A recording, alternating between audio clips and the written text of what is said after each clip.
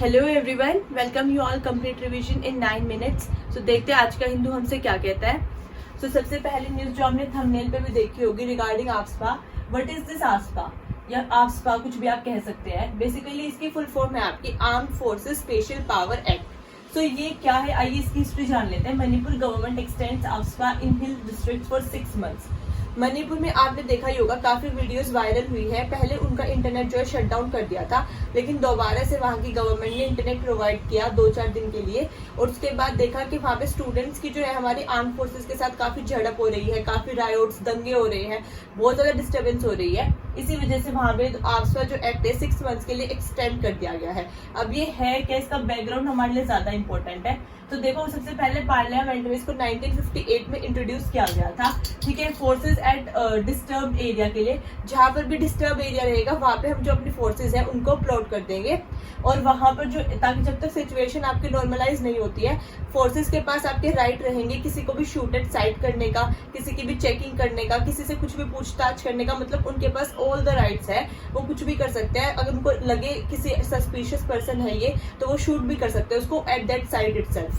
ठीक है, तो बेसिकली ये इतना ज्यादा जो है आपका कह सकते हैं कि एक्सट्रीम फेज होता है प्रोटेक्शन का। तो इसका एग्जाम्पल है कि मेघालय में इतना ज्यादा डिस्टर्बेंस रहा था कि 27 ईयर्स तक लागू रखा था। त्रिपुरा में 2015 में आके रिवोक किया, वरना बहुत टाइम से त्रिपुरा में भी था।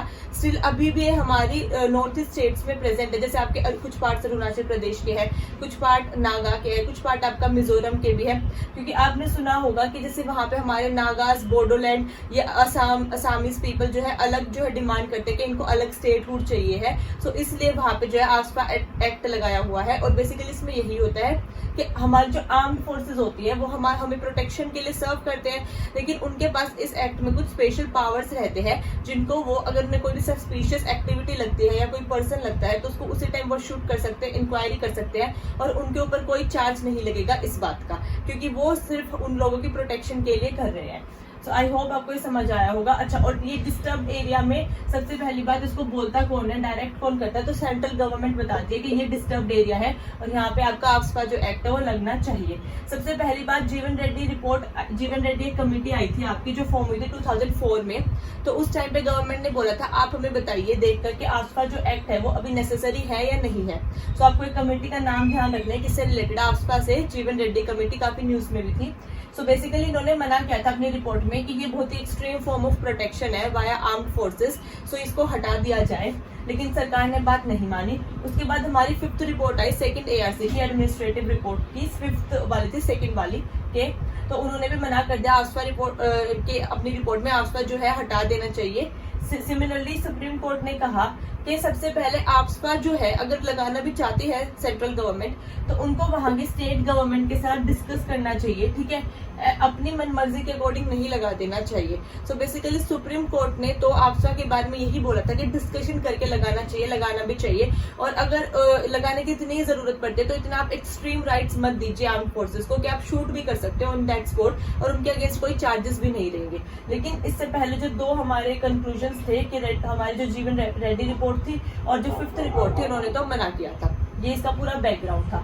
नेक्स्ट न्यूज पे चलते हैं, सीड विद मल्टीपल टॉलरेंस। अभी ये हमारी डॉक्टर स्वाति नायक जी हैं, जिनको हम सीड लेडी या बिहाना लेडी के नाम से भी जानते हैं। बेसिकली ये उड़ीसा से, और ये उड़ीसा वर्ड है, वहां पे इनको बिहाना या सीड लेडी बोलते हैं। तो 1 डे एग्जामिनेशंस में आपको सीड लेडी का नाम दिखाई दे तो दैट इज डॉक्टर स्वाति नायक। इन्होंने अभी क्या किया है, इनको अभी नॉर्मन बोरलॉग अवार्ड मिला है, जो ग्रीन रेवोल्यूशन में आपके मेजर कॉन्ट्रीब्यूशन था उनका, उन्हीं के नाम से आपका ये अवार्ड है। अब क्यों है, क्योंकि इन्होंने सीड की फील्ड में, बेसिकली राइस वेराइटी में, इन्होंने ऐसे प्रजाति को जो है इन्वेंट किया जिसका नाम इन्होंने रखा है शाहबागी धान राइस। धान हम सबको बताइए राइस को ही बोलते हैं, तो इन्होंने नाम रखा है शाहबागी, जो ड्रोट से आपका रेजिस्टेंट है, क्लाइमेट चेंज से रेजिस्टेंट है। इन जैसे कि मान लो उड़ीसा साइड में अगर बारिश ना हो और राइस ग्रो करना है मेजर स्केल पे, तो ये वो वेराइटी है जिसको पानी कम भी मिलेगा तो भी ये ग्रो कर सकते हैं इजीली। ठीक है, ये अवार्ड कौन प्रेजेंट करता है, आपको ये याद रखना, वर्ल्ड फूड प्राइज फाउंडेशन, जो एग्रीकल्चर की फील्ड में जिन्होंने कोई नई इन्वेंशन की है, इनोवेशन की है, उनको ये अवार्ड दिया जाता है। और इसमें जो एज रहेगी आपकी वो लेस देन 40 ईयर्स तक रहती है। उन्हीं पर्सन को अवार्ड दिया जाएगा जिसकी एज जो है लेस देन 40 ईयर्स तक है। ठीक है, आइए नेक्स्ट न्यूज पे चलते हैं। Malayalam survival drama 2018 India's official entry to Oscar. Basically आपको पता ही होगा हमारा नाटू नाटू सॉन्ग को भी ऑस्कर में एंट्री मिली थी। इस तरीके से आपकी मलयालम जो है केरला की मूवी है जिसको भी ऑस्कर में एंट्री मिली है। अभी देखते हैं आगे वो नॉमिनेट होती है या नहीं, लेकिन अभी एंट्री मिल गई है। ठीक है, तो फर्दर जब वो नॉमिनेट होगी उसके ऊपर भी न्यूज आएगा, तो आप चैनल को सब्सक्राइब कर लीजिए, हम वो भी कवर करेंगे। सो बेसिकली ऑस्कर जो है आपका, इसको हम अकेडमी अवार्ड भी बोलते हैं। हमें ऑस्कर की बैक हिस्ट्री बता रहनी चाहिए कि हम इसको ऐसा क्यों बोलते हैं और ये कौन देता है। सो ऑस्कर को देते हैं आपके academy of motion picture arts. इसमें बेसिकली आपके मोर देन 9000 मेंबर्स रहते हैं जो डिफरेंट आपकी मूवीज के directors, producers, actors, side actors सब मिलके रहते हैं और वो डिसाइड करते हैं कि इस मूवी को फर्दर ऑस्कर के लिए आगे भेजना है, नॉमिनेट करना है, इस तरीके से।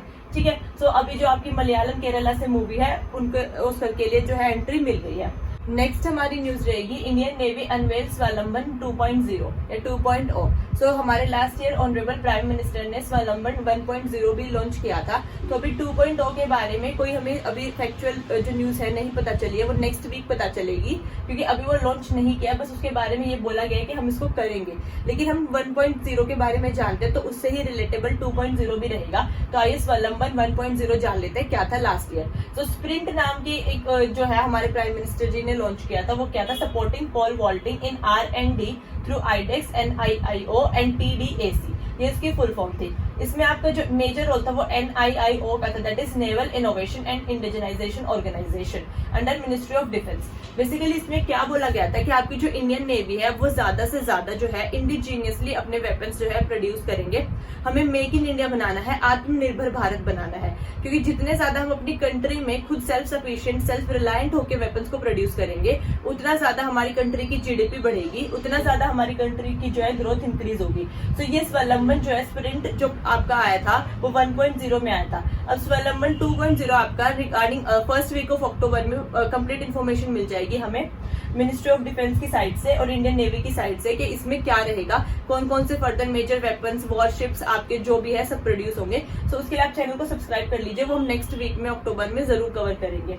आई होप आपको आज का एनालिसिस पसंद आया हो। Please like, share and subscribe the channel. Thank you so much. जय हिंद।